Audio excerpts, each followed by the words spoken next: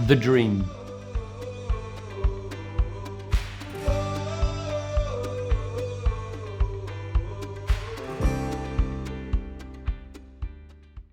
Henry Shefflin is often regarded as one of the greatest hurlers in the history of the sport. He has more All-Stars, Hurler of the Year awards, and All-Ireland medals than any other hurler. He retired from playing inter-county hurling in 2015 and is the current manager of the Galway senior hurling team.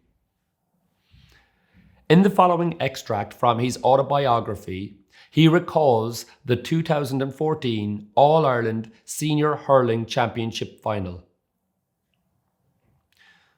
There is no point pretending that my 10th All-Ireland medal came in the fashion I would have chosen. I wanted to be starting.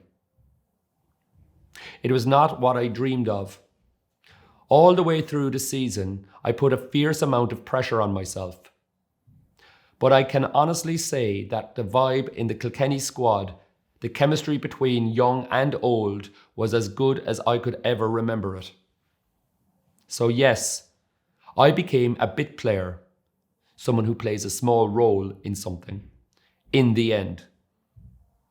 But I could still embrace that special sense of a group working to be the absolute best that it could be. No question, the personal unease never fully lifted. For the first run of the 2014 final, which was a draw game, I was called down out of the stand 3 times before being eventually put on.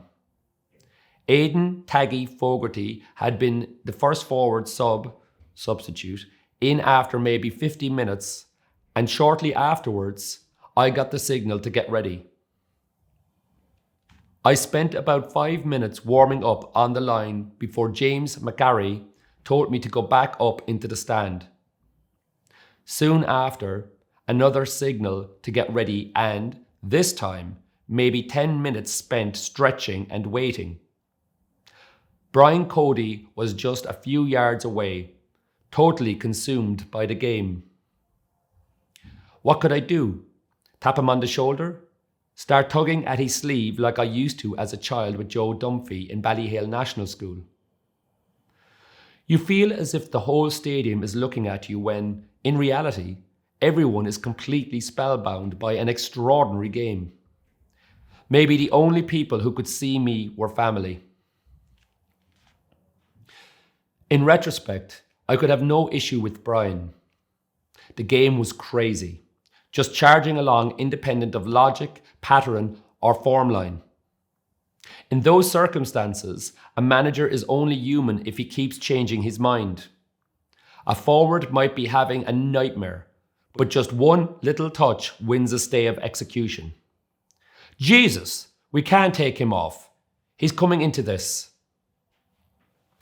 But there are 82,000 people in Croke Park, and you are standing there aware only of your own situation. I felt almost like an old man in the end, flicking out his leg just for want of something better to do. Eventually, I made the decision myself, turned away and climbed back up into the stand. When the third call came, there was probably a bit of impatience visible in my body language. I went down and put my helmet straight on, as if to say, am I going on or not?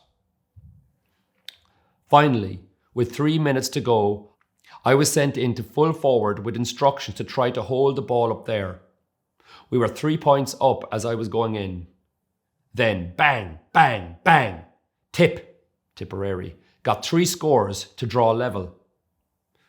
Suddenly, we were deep in crisis mode. This was similar to the drawn game with Galway in the Leinster final earlier this year. I drifted out to centre forward, desperate to get the ball in my hand.